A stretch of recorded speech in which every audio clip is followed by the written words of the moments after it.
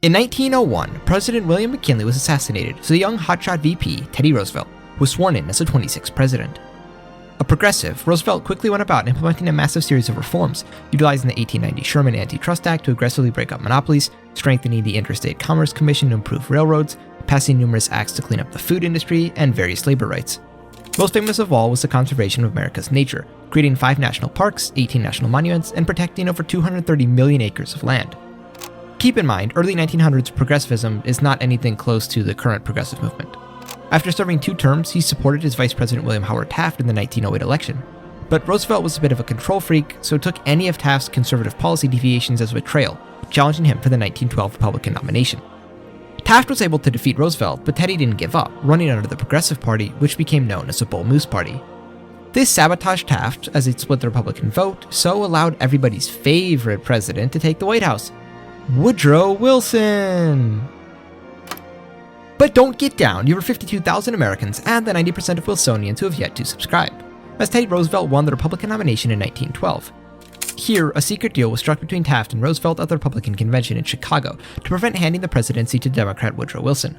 Taft stepped aside, but was guaranteed by leaders of the progressive and conservative wings of the Republican Party to be appointed to the next available Supreme Court seat.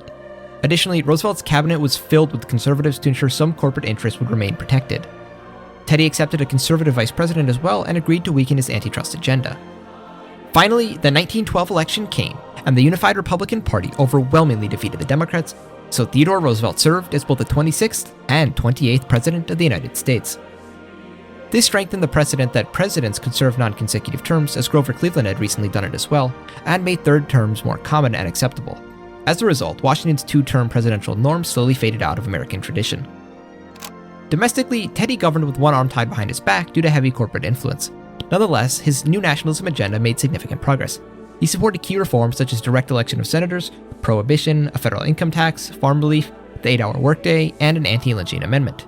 He promoted the expansion of roads as postal roads under Article 1, Section 8, Clause 7 of the Constitution, with these early federal investments later developing into the interstate highway system.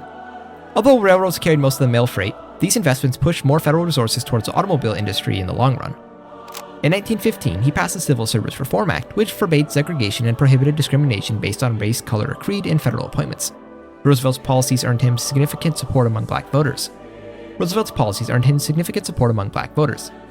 Under his administration, the DOJ, FBI, and military remained integrated.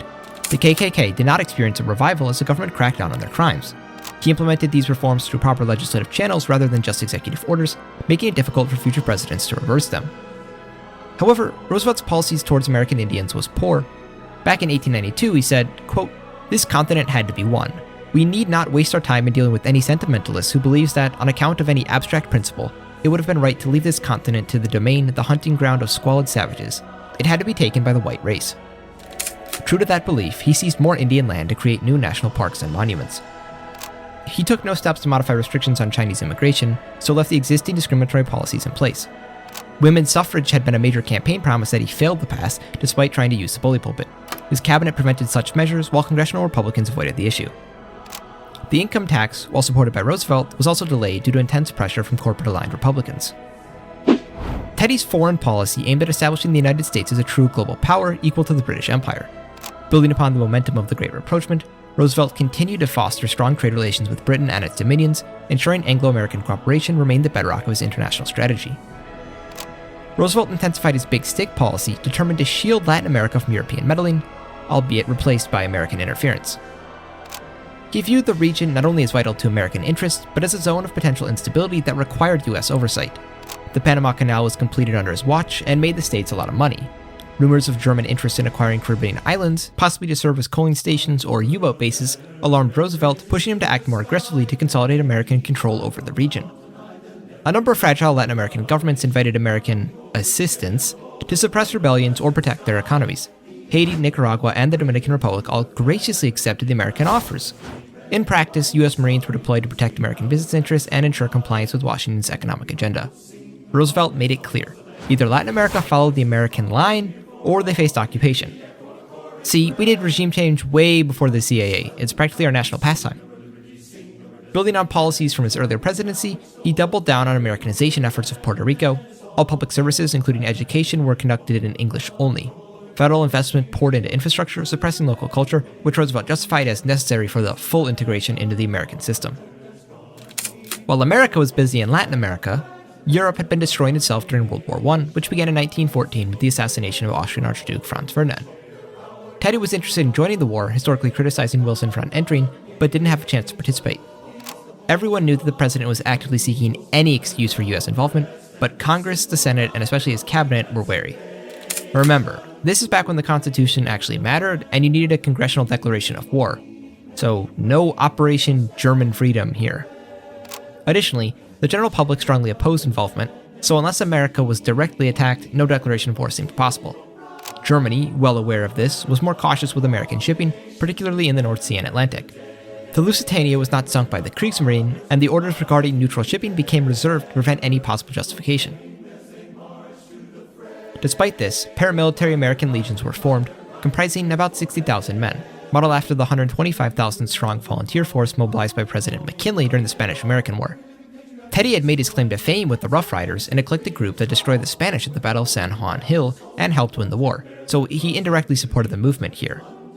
J.P. Morgan Jr. financed the troops as his bank had strong financial ties with the Entente and was extremely pro-British, becoming the sole purchaser of munitions and supplies for the British and French governments. Morgan had provided hundreds of millions in loans, so needed the Entente victory, thus pressured the US to join them as the financial stakes were high. With his bank's future on the line, he wanted the war to end quickly and decisively. Officially, Roosevelt was uninvolved with the operation, as his cabinet had him locked down over the issue, but everyone always referred to them as Teddy's Legion. The American volunteers expected the conflict to resemble the Spanish-American War. However, the grim reality of the war hit them with the static lines in trench warfare. The engagements were horrific, given the advancements in military technology such as poison gas, machine guns, heavy artillery, submarines, dreadnoughts, and the rapid development with airplanes. Americans also had significant issues with the British and French leadership, viewing them as inept and old-fashioned, as they died in suicidal attacks across the trenches. The Germans, on the other hand, treated captured American POWs better than French or Brits, hoping to dissuade the Union from officially entering the war while countering the British portrayal of them as brutish savages. In a matter of months, the entire Legion was almost completely wiped out. Their annihilation was a major embarrassment and a wake-up call for Roosevelt. Despite never having publicly supported the program, he began to see the war as an opportunity to expand American influence via diplomacy. As news of the war's brutality trickled home, public support also waned. Images of their slain sons failed to galvanize the American war effort, and the isolationist camp grew stronger. Key figures like William Jennings Bryan, a popular progressive Democrat, campaigned fiercely against the war. Robert M. La Follette Sr., a Republican with a personal grudge against Roosevelt, as he had been expected to challenge Taft for the progressive nomination, both sidelined when Roosevelt took it. Henry Ford, the head of the Ford Motor Company, the largest car manufacturer in the world, who organized the peace ship mission to Europe in hopes of negotiating an end to the war. Champ Clark, the Speaker of the House, also opposed the conflict. As public sentiment shifted, pressure mounted on the J.P. Morgan Bank. They threatened significant financial troubles for the U.S. economy if the Entente lost, as they tried to lobby the federal government to avoid peace talks. Roosevelt sensed a chance to strengthen the executive branch, though there would be some minor financial hardship, and thus believed maintaining a diplomatic balance would be better for America in the long run, and decided to open negotiations.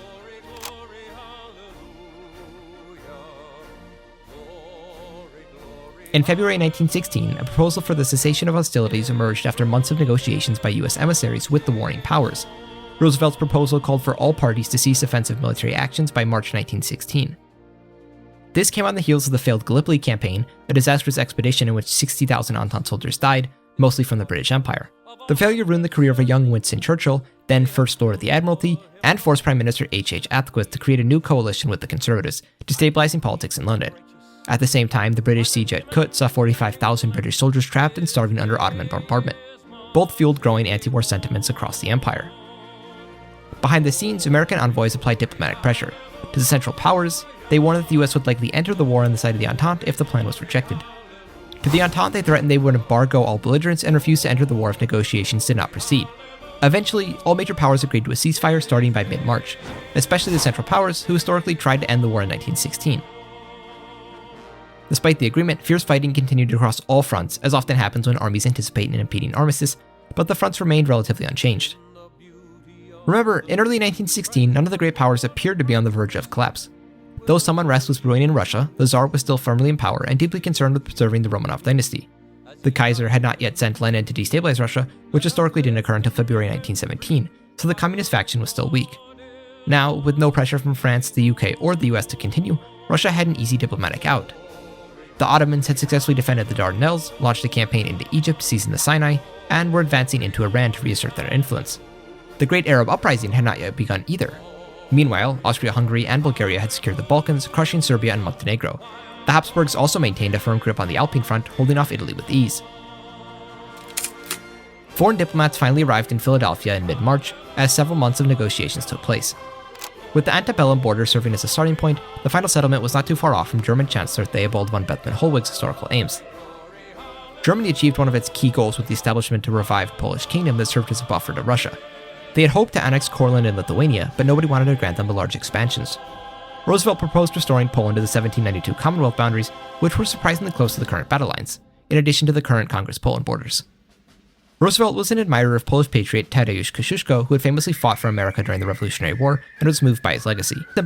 In a symbolic gesture of gratitude, he pushed for a stronger Poland than Russia, Germany, or Austria-Hungary desired, including them all eastern lands taken by the Central Powers. This was supported by France and Britain, historical allies of the Poles. Despite that, it was agreed that Poland would be under German influence, with discussions taking place about potential monarchs, including various German princes, and even a proposal to integrate Poland into Austria-Hungary under the Austro-Polish solution. But that quickly amounted to nothing. For this concession, Germany lost all her Pacific colonies, but her African ones were restored, which they historically offered.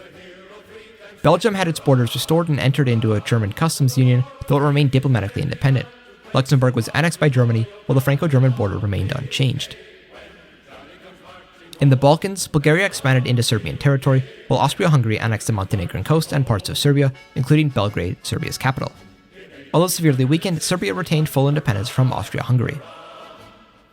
Roosevelt attempted to establish a League to Enforce Peace, a similar concept to the League of Nations. However, he failed to convince any powers to agree to the mutual collective enforcement mechanisms, so it was ultimately rejected by all. Nevertheless, the treaty was seen as a remarkable success as World War I had ended. Both domestically and internationally, Roosevelt's popularity soared. He had brought the war to a close and reopened European markets to American businesses as trade and stability resumed. Roosevelt, already having broken with the norms, ran for a fourth term in 1916. He had not taken his ill-fated South America expedition and thus remained in robust health. I just feel like a young man. I'm so young. I can't believe it. I'm the youngest person. I am a young, vibrant man. Teddy justified his unprecedented bid for a fourth term by pointing to the global crisis he had just navigated. The war in Europe, which he had ended through determined diplomacy, had consumed nearly 2 years of his presidency. In the midst of all that, issues with Pancho Villa and Mexico had been boiling up, so he felt obligated to finish the Mexican War. He promised to return to the domestic mission he had begun after successfully defeating the Mexicans, thus he would complete the progressive agenda. Despite some economic hits, his popularity was very high, so defeated William Jennings Bryan in the 1916 election.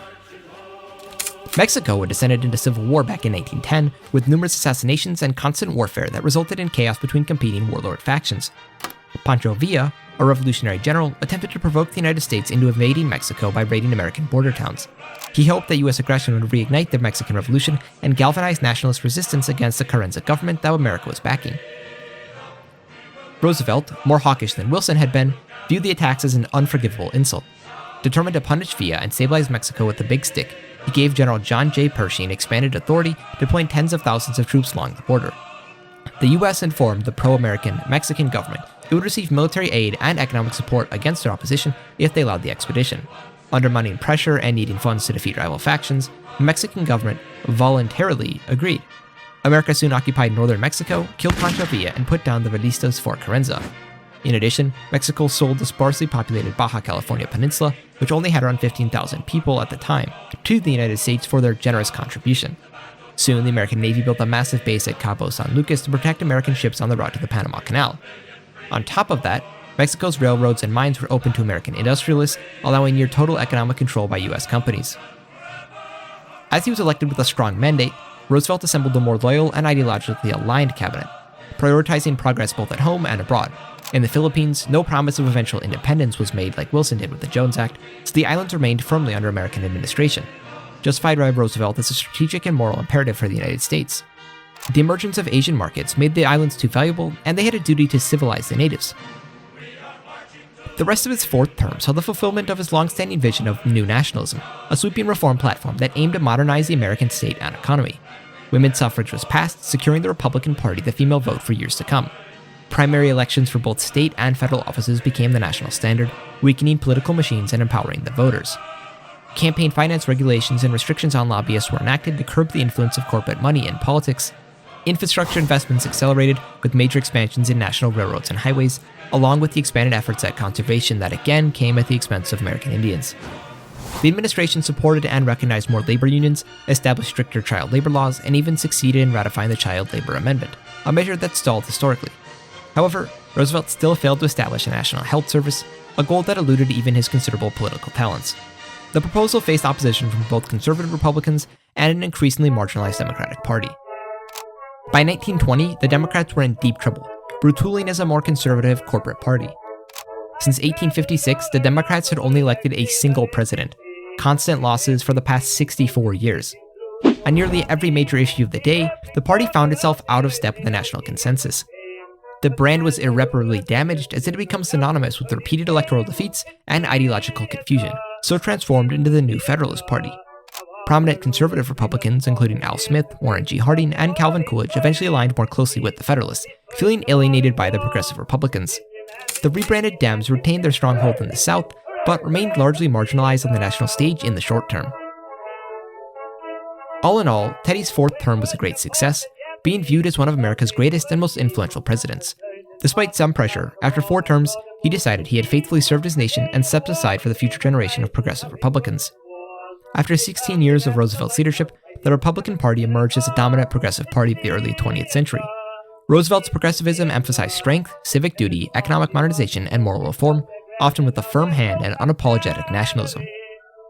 As Roosevelt famously said, "Speak softly and carry a big stick. You will go far." Comment and let me know how you think history would have changed if Teddy Roosevelt won the 3rd term in 1912. If you enjoy my work, please like, subscribe, and consider supporting me on Patreon to get access to maps and more. My patrons are the only reason my channel can continue. You can watch another great video here. Thanks for sticking around to the end, and don't forget, God bless America.